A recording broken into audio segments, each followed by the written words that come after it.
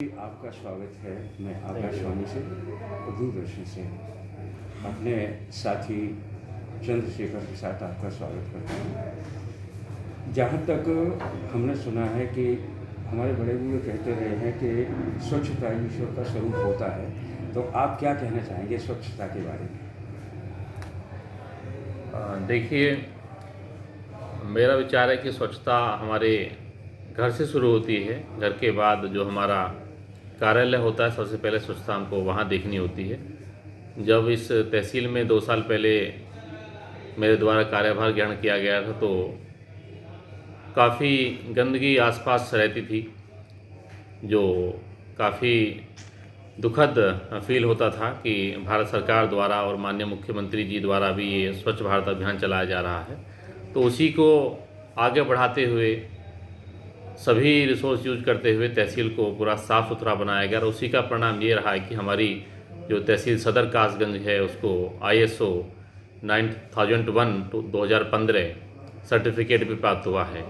और इस स्वच्छता की वजह से ही हमारी तहसील लगातार हमारे ज़िले में नंबर 1 रहती है। और अभी हाल ही में माननीय चेयरमैन राजस्व परिषद श्री दीपक त्रिवेदी जी का भी आगमन तहसील में हुआ था। उनके द्वारा भी तहसील की साफ़ सफाई और साज सज्जा की बहुत ही प्रशंसा की गई थी।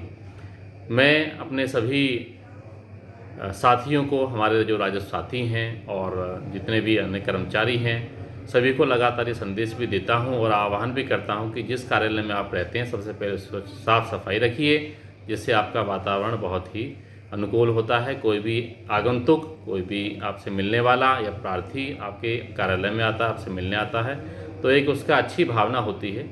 अब ये समय नहीं है कि लोग सरकारी बिल्डिंग को देखते ही ये सोचें कि ये तो गंदी होगी। और जैसा कि आप देख भी सकते हैं कि हमारा कार्यालय में आप कहीं भी घूम कर देखेंगे, आपको साफ सफाई का जो भी उच्चतम स्तर हो सकता है वो यहाँ पर मिलेगा। और हमारी हमेशा कोशिश है कि अब जो आम पब्लिक है, उसकी धारणा सरकारी कार्यालयों के प्रति पूरी बदल जाए और सरकारी कार्यालय पूरे जनपद के सबसे अच्छे कार्यालयों में शामिल हो जाएं। बहुत अच्छी बात कह रहे हैं ललित जी आप। पर्यावरण संतुलन के लिए आपका क्या सद प्रयास है? देखिए, पर्यावरण संतुलन की हमारे देश के माननीय प्रधानमंत्री जी, हमारे प्रदेश के माननीय मुख्यमंत्री जी और हमारे ज़िले के आदरणीय जिलाधिकारी श्री चंद्र प्रकाश सिंह के द्वारा पर्यावरण के ऊपर बहुत ही ज़्यादा जोर देकर कुछ विशेष प्रोग्राम बनाए गए हैं, जिसमें से हमारे जनपद का गंगा नदी के किनारे गंगा वन, जो लगभग 100 हेक्टेयर में बना हुआ है, वो आज बहुत ही विकसित हो चुका है। सन 2019 में ये वन का शुभारंभ उत्तर प्रदेश की राज्यपाल श्रीमती आनंदी पटेल बेन के द्वारा किया गया था। इसके बाद जिलाधिकारी महोदय के प्रयासों द्वारा पूरी टीम ने लगकर एक अन्य 315 हेक्टेयर का बृहत वन भी डेवलप किया है, जो ग्राम दतलाना में वर्तमान में पूरी तरह से फल फूल रहा है। माननीय जिलाधिकारी से प्रेरणा पाते हुए हम लगातार कोशिश करते हैं कि जो प्राकृतिक संतुलन पिछले समय में बिगड़ा है, हम उसको पुनः उसी रूप में दें और जो हमारी आने वाली पीढ़ियां हैं, उसको हम एक साफ स्वच्छ पर्यावरण दें, गंगा का वो रूप वापस लौट के आए जो हमारी पौराणिक गाथाओं में मिलता है। ललित जी, बहुत अच्छी बात कही आपने कि गंगा का रूप स्वरूप, साथ ही गंगा के लिए तो है ही ये बात, लेकिन यहाँ काली नदी भी बहुत पास है। तो नदियों के जल संरक्षण के लिए और साफ सफाई के लिए प्रशासन के द्वारा बहुत सारे प्रबंध किए जाते हैं। आपका क्या योगदान है कासगंज में? देखिए, काली नदी ये एक मुख्य नदी है, जिसमें अभी तक कूड़ा कचरा पूरे कासगंज का आता है। यहाँ पर आने के बाद लगभग 2 साल पहले सरकार द्वारा एक ज़मीन की डिमांड की गई थी, जिससे हम यहाँ पे काली नदी के में जितना भी पानी गिरता है शहर का, उसको हम लोग साफ़ सफाई कर सकें। तो हम लोगों ने कोशिश करके, यहीं गांव अहरोली है, वहाँ पे एक ज़मीन ढूंढी गई और आज वहाँ पर पूरे कासगंज से जितना भी गंदा पानी जा रहा है, उसकी साफ़ सफाई के लिए STP का काम चल रहा है। और जो बहुत जल्दी, लगभग 6 महीने में ये पूरा STP बन के तैयार हो जाएगा। तो पूरे जो कासगंज नगर पालिका है, इतनी बड़ी आबादी है, जो अब तक काली नदी का पानी दूषित हो रहा है, उससे हम पूरी तरह से निजात पा जाएंगे। और मुझे उम्मीद है, और हम लोग लगातार सभी कृषक भाइयों में और हमारे जितने भी किसानों के साथ गोष्ठियाँ होती हैं, सबको ये लगातार आह्वान करते हैं कि जो भी काली नदी के किनारे वाले गांव हैं, कम से कम फर्टिलाइज़र का प्रयोग करें, केमिकल फर्टिलाइज़र का प्रयोग ना करें और जैविक खेती को अपनाएं, जिससे हमारी काली नदी और जो प्राकृतिक जल के संसाधन हैं उनका संरक्षण हो सके। ललित जी, बहुत अच्छी बात बता रहे हैं आप, ये बहुत अच्छी जानकारी है। काली नदी के किनारे वृक्षारोपण भी यदि होता है तो अच्छा रहेगा, क्या विचार है आपका? इसके लिए एक परियोजना माननीय जिलाधिकारी महोदय द्वारा बनाई गई है, जो वर्तमान में काली नदी है उसके आसपास की जो ज़मीन है उसको सिंचाई विभाग के पास वर्तमान में है। तो एक परियोजना बनाई गई है जिसमें काली नदी के आसपास एक बायोस्फीयर रिजर्व की तरह डेवलप किया जाए। जो अभी आप वर्तमान में हजारा नहर और काली नदी का इंटरसेक्शन है, वहाँ पर भी जिलाधिकारी महोदय जी के द्वारा, और क्योंकि हमारे तहसील में पड़ता है तो हम इसमें पूरा सहयोग कर रहे हैं कि जल्दी से जल्दी ऐसे क्षेत्रों में सघन वृक्षारोपण किया जाए, जिससे एक प्राकृतिक जो पूरी नदी का संतुलन होता है वो वापस लौट के आए और पेड़ पौधे लगने से जो आसपास की मिट्टी है उसका कटान भी बंद हो जाता है और जो हमारे नागरिक होते हैं उनको भी स्वच्छ ऑक्सीजन मिल पाती है। ललित जी, एक प्रश्न और है इसी से जुड़ा हुआ। काली नदी के किनारे पिछले दिनों हम जब गए तो वहाँ गोवंश के संरक्षण के लिए गौशाला बनाई गई हैं और ये गौशालाएँ हमारे कहना चाहिए कासगंज जनपद में बहुत सारी होंगी, तो इसके लिए क्या किया जा रहा है? काली नदी से ही लगा हुआ, जैसा कि आपने प्रश्न किया, तो काली नदी से ही लगा हुआ एक गांव मौसमपुर तबालपुर है। यहाँ पे हमारे पास बहुत पर्याप्त ज़मीन उपलब्ध थी और यह देखते हुए कि काली नदी का संरक्षण भी हो सके, पास में चरागाह भी मौजूद है, उसमें भी हम लोग वृक्षारोपण की इस सीज़न में तैयारी किए हैं। और जितने भी गोवंश है, अभी आप देखते होंगे कि हमारे जनपद में शायद ही कहीं कोई आपको गोवंश छुटा हुआ मिलता हो। जहाँ भी ऐसी समस्याएं आती हैं, हम तत्काल गोवंश को संरक्षित करके गौशाला में भिजवाते हैं, जिससे आमजन की समस्याएं दूर हुई हैं। किसानों की समस्याएं जो फसल को लेकर होती थी वो भी बहुत हद तक दूर हो गई हैं और माननीय हमारे प्रधानमंत्री जी और हमारे माननीय मुख्यमंत्री जी के द्वारा जो गौ संरक्षण के लिए अभियान चलाया गया था उसमें पूरी तरह से सफल हो गए हैं। जहाँ तक अतिक्रमण की बात है, आजकल हमारे यहाँ 4 लेन है और यहाँ बहुत ज़्यादा भीड़ चलती है, तो हमने देखा है कि मार्ग जो है, जो अवरुद्ध हुआ करता था, वो जो है आपके माध्यम से अतिक्रमण हटा। क्या कहना चाहिए?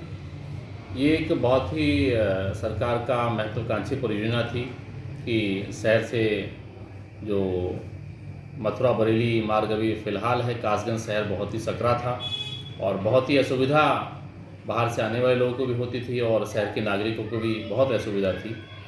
इसमें माननीय प्रधानमंत्री जी के द्वारा योजना बनने के बाद हमारे आदरणीय जिलाधिकारी से प्रेरणा पाते हुए हम और पीडब्ल्यूडी की टीम द्वारा नदरई गांव से लेकर और सोरो गेट राजकोट तक ये बहुत ही सघन अतिक्रमण था शहर पे। इसको लगातार लोगों से बातचीत करते हुए हटाया गया है और ये इतना हमारे लिए बहुत ही चैलेंजिंग और चुनौतीपूर्ण कार्य था कि, और मैं आपको बताना चाहता हूँ कि पूरे कार्य में लगभग हम लोग 99% कार्य को अब तक ख़त्म कर चुके हैं। कोरोना काल लगने के बाद हमने कार्य शुरू किया था तो उसमें भी समस्या आई हमको, जिससे हमारा कार्य डिले हुआ है, परंतु 99% कार्य होने के बावजूद भी आज तक एक भी ऐसी घटना नहीं घटी है जहाँ पर किसी तरह की कानून व्यवस्था को खतरा पैदा हुआ हो। और हम लोग यहाँ के कासगंज जनपद के वासियों का भी आभार व्यक्त करते हैं कि उन्होंने इस कार्य में हमारा सहयोग दिया है। और मुझे आपको बताते हुए बहुत ही खुशी होती है कि आज कासगंज के वासी इस बात को गर्व से बताते हैं कि उनकी कासगंज की जो मुख्य सड़क है इतनी चौड़ी हो गई है कि 5 साल पहले कोई व्यक्ति या जो कभी कासगंज आया हो, वर्तमान में अगर भ्रमण करते हैं शहर का तो शायद पाते हैं कासगंज पूरा बदल गया है। और हम जो सरकार के द्वारा योजनाएं हैं उनको कोशिश यही करते हैं कि जन सहयोग से सब लोगों के साथ सहयोग बनाते हुए, सब लोगों को विश्वास जीतते हुए हम उनको कामयाब करने में सफल हो जाए। ललित जी, जैसा कि हम जानते हैं कि अतिक्रमण शहर में ही नहीं, ग्रामीण क्षेत्रों में भी है। बहुत सी भूमियां ऐसी हैं जो लोगों ने घेर रखी हैं, तो उसके लिए क्या प्रयास हमारे शासन द्वारा किया जा रहा है, विशेषकर उप जिला अधिकारी के माध्यम से? जी, शहर के अतिक्रमण और ग्रामीण के अतिक्रमण में थोड़ा अंतर होता है। ग्रामीण जो अतिक्रमण होता है अक्सर गांव के ही लोग रहते हैं जो अपनी जीविका उपार्जन के लिए अक्सर जो सरकारी भूमि होती है उस पर अपना खेती करते हैं या अन्य प्रयोग में लेते हैं।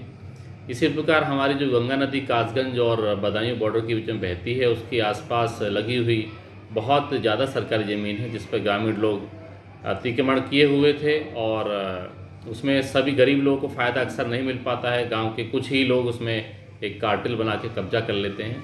ऐसी भूमि को चिन्हित किया गया और इस प्रकार हम लोगों ने अब तक मिला के लगभग 1200 हेक्टेयर ज़मीन को चिन्हित किया है और 1200 हेक्टेयर ज़मीन हम लोगों ने खाली कराई है। तो सबसे ज़्यादा चुनौतीपूर्ण यह था कि गांव के गरीब लोगों का जीविकोपार्जन का जो भी साधन होता है उसमें नुकसान ना हो। इसके लिए हमारे जिलाधिकारी महोदय जी द्वारा एक सुझाव दिया गया कि जो भी इस प्रकार के ज़मीन खाली कराकर परियोजना लगती है या वन संरक्षण अभियान चलाकर वन लगाया जाता है तो उससे जो भी इनकम जनरेट होती है उसका 20% हिस्सा ग्राम की जो गंगा वन या वन समिति होती है उनको दिया जाएगा, जिससे और सबसे ज़्यादा फ़ायदा उससे ग्रामीणों को होगा कि जितने रोज़गार हैं, पर्यटन की जितनी संभावनाएं बनती हैं, जितने भी वहाँ पे फूल पत्ती लगाई जाती हैं, जितने भी वहाँ पर औषधि वाले पौधे लगाए जाते हैं, जिस प्रकार की भी योजना चलाई जाती हैं उसमें पूरा का पूरा सहयोग हम लोग ग्रामीणों को लेते हैं, जिससे ग्रामीणों को जीविकोपार्जन बनी रहे और ये उन्हीं लोगों के भरोसे से, उन्हीं लोगों के सहयोग से हम लोग इस वन को आगे बढ़ा रहे हैं। ललित जी, अक्सर देखा जा रहा है कि ग्राम सभा क्षेत्र में नवीन प्रतीक भूमि जो है उस पर अवैध कब्जे होने लगे हैं और होते रहे हैं, तो उस पर के लिए भी कुछ प्रयास किए जा रहे हैं ताकि ये कब्जे हटाए जा सकें। बिल्कुल, ये सरकार की बहुत ही महत्वाकांक्षी योजना एंटी भूमाफिया योजना चल रही है और इसमें कोशिश ये की गई है और हमारा प्रयास ये रहा है कि जो भी ऐसी भूमि है जहाँ पर कब्जे होने की संभावनाएं हो सकती थी सभी लेखपालों से ग्राम संपत्ति रजिस्टर बनवाए गए और जहाँ भी हमको ऐसी भूमि मिली है जो किसी सरकारी प्रयोजन में यूज हो सकती है वो दी गई हैं। इसके अतिरिक्त जो भी खाली भूमि पड़ी है सब पर एक बोर्ड लगवाया गया है जिससे वहाँ के सभी नागरिकों को ये जानकारी हो जाए कि सरकारी भूमि है और इस पर कोई अतिक्रमण ना सके। इसके बाद भी यदि कोई अतिक्रमण किया है तो उसके विरुद्ध नियमानुसार हम लोग के द्वारा कार्रवाई भी की गई है। बहुत सुंदर।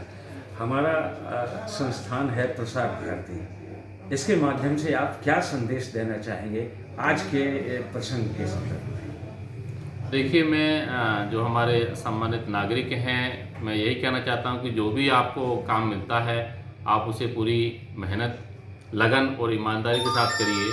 तो कुछ भी आप काम करेंगे तो उसका जो परिणाम है वो बहुत ही सकारात्मक होगा और जो भी आप काम करेंगे उसकी हमेशा आपको प्रशंसा मिलेगी। निराशा जीवन में नहीं रखनी चाहिए, हमेशा एक सकारात्मक ऊर्जा के साथ काम करते रहिए। धन्यवाद। बहुत सुंदर, बहुत सुंदर। हमें सकारात्मक मतलब ढंग से कार्य करने चाहिए, ये संदेश देते हुए हम आपको धन्यवाद देना चाहेंगे कि आपने आज बहुत अच्छी जानकारी दी। बहुत बहुत धन्यवाद। Thank you.